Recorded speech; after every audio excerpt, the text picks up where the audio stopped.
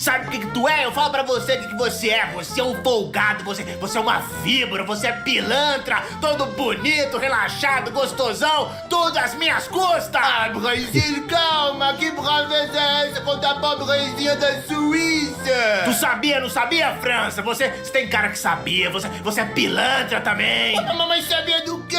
Que a Suíça é um dos países que mais lucra com a exportação de café do mundo. Ah, Mundial, mas qual o problema disso? Tu já viu o pé de café na Suíça?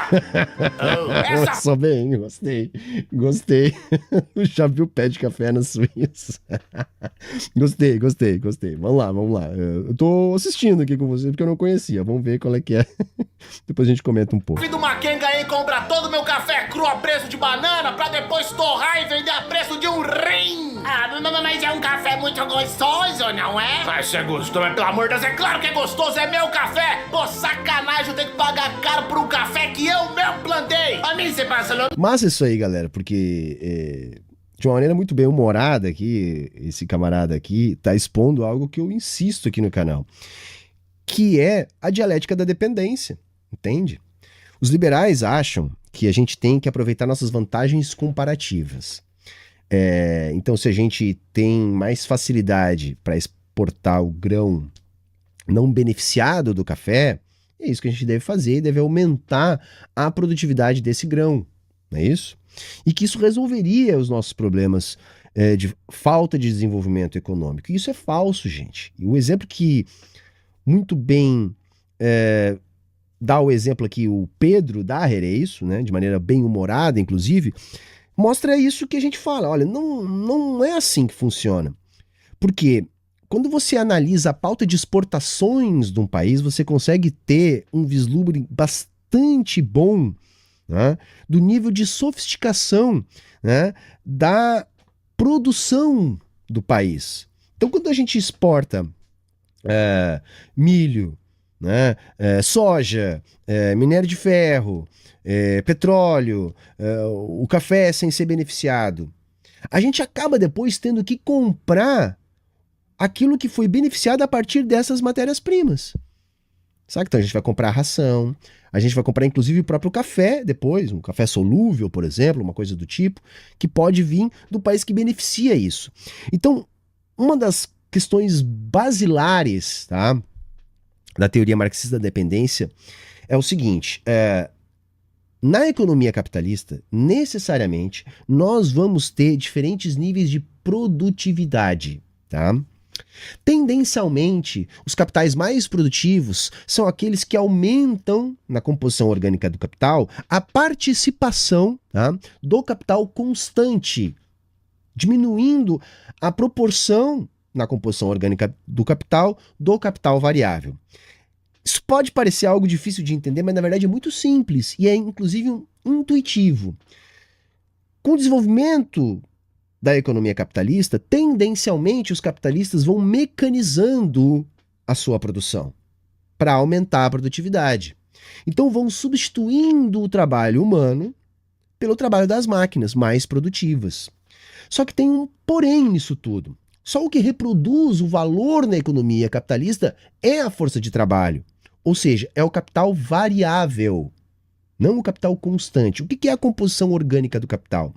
É a composição daquilo que vai resultar na reprodução do valor na economia capitalista. Então você precisa de trabalhadores e também de capital, máquinas, equipamentos, meios de produção. Não é isso? E são esses trabalhadores que vão empregar sua força de trabalho nos meios de produção do capitalista a fim de reproduzir o capital do burguês. O que eu estou querendo dizer com isso? Para haver reprodução do capital na economia capitalista, deve haver exploração da força de trabalho. Máquinas e equipamentos não geram valor novo na economia capitalista. Eles reproduzem um valor contido em si, vai? Resumindo aqui e simplificando para o bem do nosso argumento. O que reproduz valor na economia capitalista é o capital variável, ou seja, a força de trabalho. Então, da mesma maneira que tendencialmente o capitalista aumenta a proporção do uso de máquinas na reprodução do seu capital, ele também está dificultando a reprodução do valor na economia capitalista. Então, nesse sentido, o que acontece? As economias mais desenvolvidas têm mais produtividade, têm mais máquinas trabalhando, têm mais produtividade. É isso? Então, essas economias elas acabam transferindo o valor reproduzido na periferia do capitalismo, onde a gente tem uma maior proporção do capital variável, né, na reprodução do capital. Economias menos desenvolvidas, menos mecanizadas, têm maior participação do trabalho humano na reprodução do valor. Mas como essas economias elas são dependentes, né, porque elas acabam exportando capital e exportando valor, né, e importando produto industrializado, nessa balança entre o que elas compram e vendem, elas sempre perdem.